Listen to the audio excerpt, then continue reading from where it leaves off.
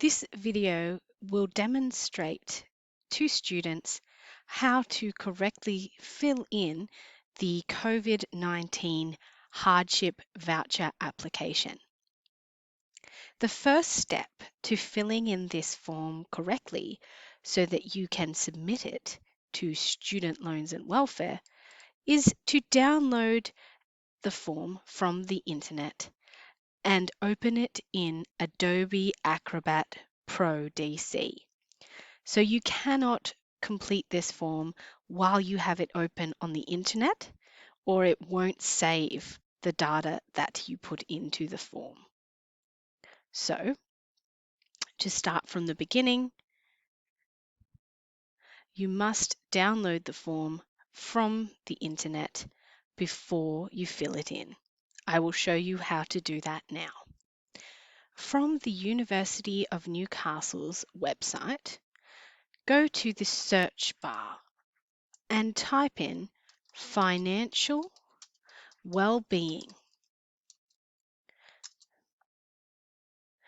This will bring up the following search results. We want to go to the first search result, financial well-being website. On this support website, you will find a lot of information about the support that the university is offering to students through the COVID-19 Student Hardship Fund. There are two forms of financial assistance that you can apply for, as listed here. The first one is the Student Hardship Fund Voucher, and that is the form I'm demonstrating to you in this video. The second is the Student Hardship Fund Financial Assistance Application, which I will demonstrate how to complete in a second video. So, to open the voucher application form, we simply click on this link here. That will open the form like this. On most computers, it will open the form within the internet browser. As you can see up here, I am still on Google Chrome when I'm looking at this form. But if I try to fill in the form here on Google Chrome, when I download and try and save it to my computer, all the text that I type in will disappear. So the first step after clicking this link is not to start filling out the form on the internet, but instead to click this download button up in the top right-hand corner, or click on this option here, Open in Acrobat. It doesn't matter which option you choose, and those options might appear differently depending on which internet browser you're using and what Adobe software you have on your computer. But most computers come with some form of Adobe Acrobat software, even if it's a free read-only version. You can also download a proper version from the university's website. So we open up the form by downloading it or clicking Open in Acrobat. I will click on Download. That will open up a folder on your computer for you to save the document. It will most likely be in your PC downloads. And unless you change that by selecting one of your other folders on the sidebar here, if you just click on Save, it will save the hardship voucher application in your downloads folder. And that's fine with me. So I'm going to leave it in that folder. Save. Then it will pop up like this. And as you can see, it is different. It's no longer on the internet. There's no Google Chrome browser. We're now in the Adobe Acrobat software application. Mine opened automatically and quickly because I already had the Adobe Acrobat software installed on my computer. If you don't have Adobe Acrobat installed on your computer, or if you have a different program set as your PDF default, it might come up in a different program. It might not look exactly the same as what you see here in this video. But the important thing is that it is open in a software program and not on the internet. So now I'm ready to type in my answers. First, we type in our student name. Please put in your full name, your first name, and your last name here. For your student number, this is the number starting with C3. It doesn't matter if you don't include the C. That's optional. So we can say 3, 4, blah, blah, blah, blah, blah, blah. I don't have a student number as I'm not a student, but your student number will be a number starting with 3 that has 9 digits. So that's too many, 9 digits, something like that. After that, you must tick the 2 boxes on the form. These boxes are here to acknowledge that you know what you are supposed to provide along with this form. Your application won't be assessed unless you provide both of these things. First is a current bank statement, and second is a University of Newcastle student card. The current bank statement can be downloaded from your internet banking website. You might need to contact your bank to get it, depending on which bank you are from. It will have details such as the balance of your account and your most recent transactions over the last 2 weeks.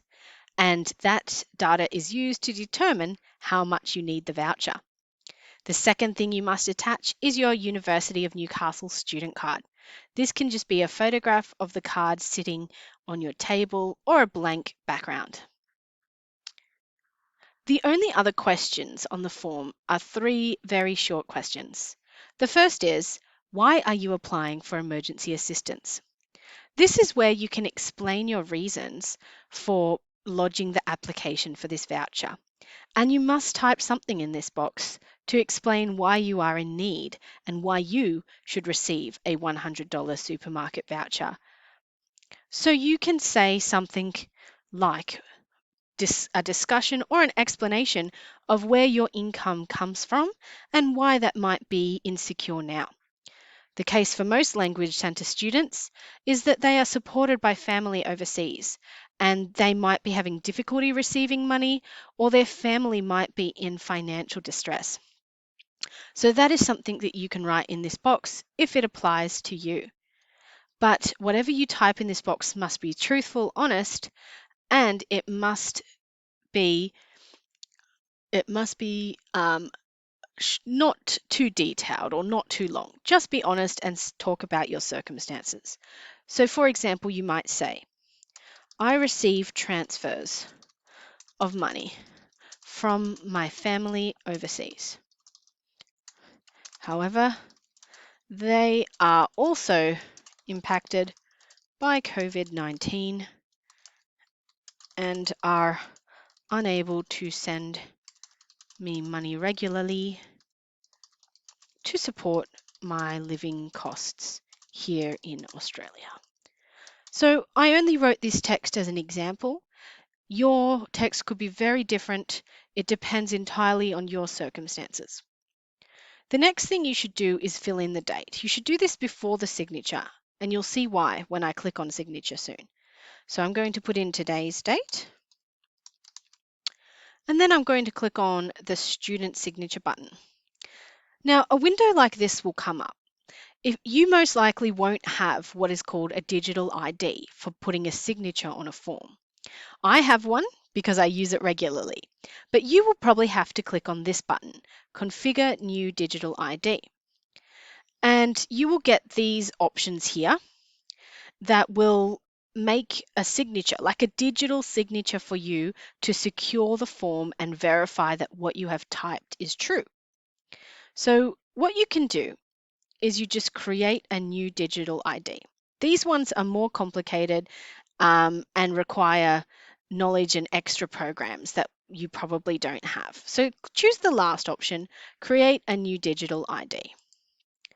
What this will do is it'll give you the option to save this digital ID. So we're going to save it to a file on our computer, not online on this Windows Certificate Store because we don't use the Windows Certificate Store.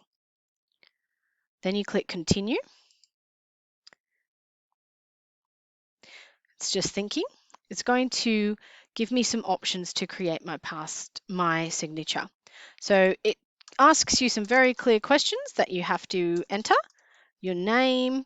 You don't need to worry about organizational unit or name, but you could say University of Newcastle here if you like, because that is an organization that you are a part of. Then you have to put in your email address. My email address is my staff email address. For you guys, put in your student email here.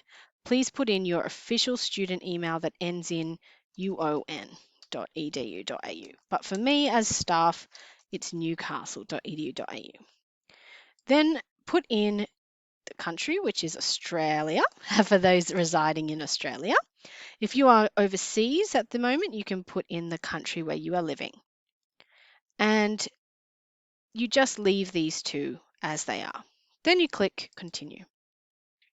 Now what it gets you to do is it tells you it's going to save it somewhere on your computer. It looks to me like it's going to save this in a very strange location, somewhere called App Data Roaming Adobe. I don't think I want it saved there. I'll probably never find it. So I can click on Browse and choose to save it somewhere that I use, maybe my desktop or my documents. So I'm going to save it in my documents. Sonia Carpenter Digital Signature. I'll give it that name so that I remember what it is. Then I need to choose a password. So I'm going to type in a password and then I'll have to type it in again. And this color indicates how strong my password is, how secure it is. So that looks good because it's green. So then I'm going to say save, and I'm going to have to remember that password because every time I sign a document, it will want me to remember that password. So then, as I said, because I already have one existing, it now gives me the option to use either one of those digital IDs, digital signatures. So I'm just going to choose the one I just made and click continue. And this is what happens. It looks like this. It has the date you signed it, the time, and your name. You then will have to type in the password you just made and click sign. Now, straight away, as soon as you click sign, this pops up. It's asking you to save the form with a new name because this is a different version of the form. This is a form with all your data, with all your information, and with your signature on it that it is true. So make sure your form has no errors or issues before you do this. And then change the name to signed. Add the word signed on the end so that you know that this is the one that you've completed and signed. And then click save. There you go. So now you have completed the form. It's got your digital signature. It says up the top here that it's secured and it's ready to go. It's ready to be submitted to Student Loans and Welfare by email. So when you open your email to Student Loans and Welfare, you put in here Hardship Voucher Application. That's the subject of your email. You need to include a message to the team so they know what the email is about. So you need to say something like, Dear Student Loans and Welfare Team, I am writing this email in application for a student hardship voucher. I have attached my application form, bank statement, because remember we have to include one of those, and a photo of my student ID. Please let me know if you have any questions. Now that is a common courtesy to write an email like that when you are attaching documents. You should always include a greeting and an explanation of what the attachments are, and a signature with a nice sign off and your name, and so they know who you are. Then you need to click on attach file and choose the one that says signed. Yeah, see, this is the one I downloaded from the internet. It doesn't have the word signed. If I attach this one, it will be a blank form. I don't want to attach a blank form. I want to attach the one that has my answers and my signature. So that's why we saved it with the word signed at the end. So we click on this one. And that means we are submitting a proper signed form with all our questions completed. Then you also need to attach your bank statement and your student card, and then your email is ready to go. So good luck, and please contact me if you have any questions at all.